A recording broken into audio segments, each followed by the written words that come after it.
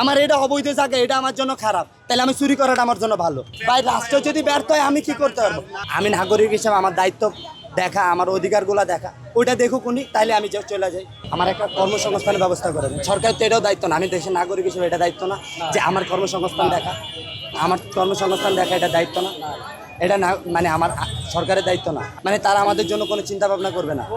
সরকার আমাদের তো কী চিন্তা ভাবনা করতেছে সেটা আমাকে দেখান। আমি তো অন্যায় করতে যাব না, আমি তো বলতেছি, আমি তো এটার পক্ষে রায় দিচ্ছি না, আমি বলতেছি আমার একটা ব্যবস্থা করে দেন। ওই আপনি যেটা বলছেন, আপনি যেটা আমার বলতেছেন সরকার, আমি নাগরিক হিসেবে আমার দায়িত্ব দেখা, আমার অধিকারগুলো দেখা, ওইটা দেখুক উনি, তাইলে আমি চলে যাই। আমি তো 2 বছর সার্টিফিকেট নিয়ে ঘুরছি, আমি চাকরি পাইনি, তাহলে আমার চাকরিটা কেন হলো না? আমি তো জনগণের ভোগান্তি চাই না, কিন্তু আমার ব্যবস্থাটা করেন, তাহলে আপনি আমারটা দেখেন না ভাই।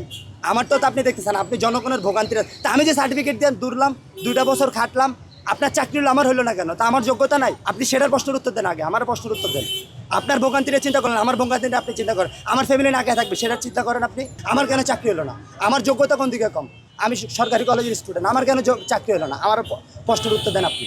অবৈধ জায়গা আপনি বলতেছেন, অবৈধ, অবশ্যই অবৈধ জায়গায়। আমি তো প্রথমেই বললাম যে অবৈধ জায়গার কথা বলতেছেন, যে আপনি অবজেকশন দিচ্ছেন, আপনি আমার কাছে ঠেকা ছাড়াইতে আসতেছেন।